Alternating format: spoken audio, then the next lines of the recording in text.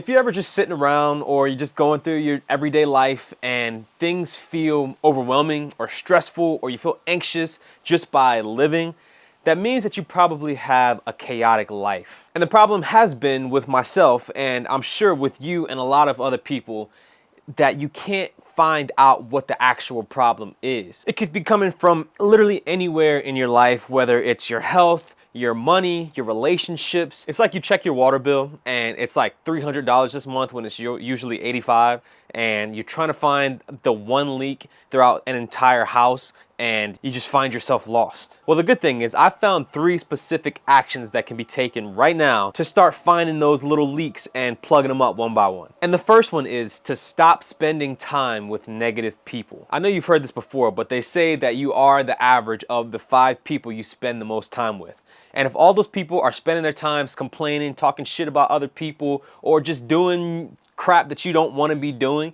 you will end up like them. They'll invite you to their degenerate activities that you told them that you were trying to quit, but they don't really care about your well-being. They'll gossip to you about some girl at work or some guy at work that they don't like. They'll try to police your thoughts and beliefs and force you to agree with them on every little thing. And they'll just overall try to make you feel like shit when you try to better yourself, because you don't want to do those things anymore, but they think you think you're better than them just because you're trying to do something different. I'm gonna let you know right now that you do not owe these people your time and attention. A lot of times the ones that you actually probably should cut off are the ones that, one, aren't really your friends. They don't really care about you that much anyway, and you probably just do a lot of bad habits with them and could probably be better off just finding someone new to hang out with. All you can do is try your best to do the things that you set out for yourself to do. And if you grow apart from some people, it's okay. And sometimes those people might realize that, oh, I'm pushing this person away because of how I'm acting towards them. And they may change their ways. They might try to come along the journey with you, and that's even better. But I swear you will feel a million times better if you surround yourself with like-minded people who are willing to challenge you in a meaningful way. People who are living and are trying to live a similar lifestyle to what you're trying to live, so that they can give you advice and you can work together and hold each other accountable. And people who are just kind, loyal, and trustworthy. Your life will feel so much less chaotic when you have good people in it. Now, the second thing is to stop being so agreeable. Learn to say no. And this one is very, very personal to me because I, since birth, probably have been a huge people pleaser. Being a people pleaser has gotten me into so many situations that I really didn't want to be in, but I stayed in and I did them because I just didn't want to be that guy, or I didn't want to ruin the vibe, or I wanted to fit in and I wanted people to like me. Problem is, this was always at my own expense. I would do things that I never cared to do in the first place. I would push off my own goals. I would do things that were probably detrimental to my own health. Don't be like younger me. And I do think that it is still important to push yourself and get yourself out of your comfort zone pretty often.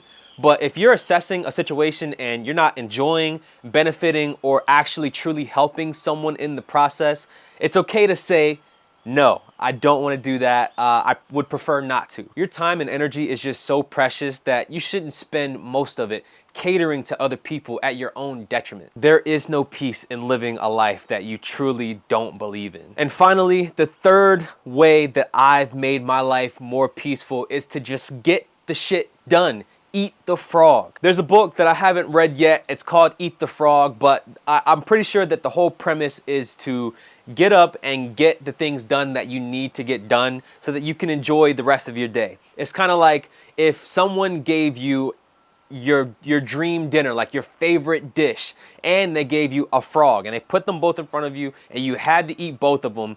Would you eat the dream dinner until you're stuffed and then leave this frog that you still have to somehow swallow with all of your willpower and strength after having the best meal of your life? Or would you eat the frog first and then enjoy that beautiful medium rare steak with the sweet potato and the mac and cheese and all the good stuff that you love? If you put that in the terms of real life, it's like saying, hey, I have 1, 2, 3, 4, 5 tasks that I need to get done, but I also want to play some Call of Duty, or I also want to go I don't know, shopping or whatever it is you like to do, which one am I gonna do first? And if you're like me, you're probably going to choose the thing that you actually like or want to do first rather than the things that you need to do first, and that only leads to chaos. You've brainwashed yourself that it's better to push off the things that you need to do onto your future self and enjoy the things that you want to do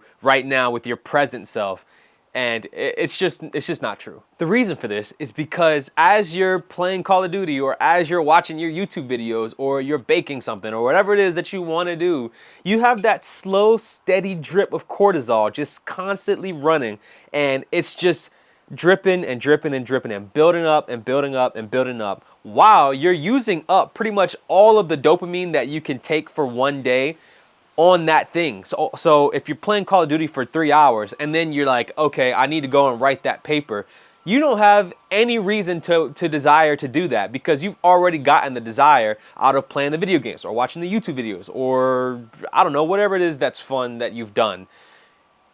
You have no room left in your brain to desire or to be motivated to do the thing that you need to do. So now that you've built up the stress of having to do a thing, and you've used up all of your dopamine, you're just stressed out and you're unable to quell the stress. But if you could just use the energy that you have in the beginning of the day to do the shit that you need to do, you can enjoy the rest of your day just chilling. And it's probably gonna take you a lot shorter of a time to get the needs done so that you can have so much more time to experience the wants. Give yourself the peace of mind knowing that there's currently nothing needed from you, and that you're fulfilled, all your tasks are done, and you can just relax. It makes a world of difference, I promise. Now, if you want some advice on tricking yourself into doing hard things, click this video right here on the screen. Like the video if you got any value out of this, and subscribe to the channel if you like what we're doing over here. But for now, I'm out.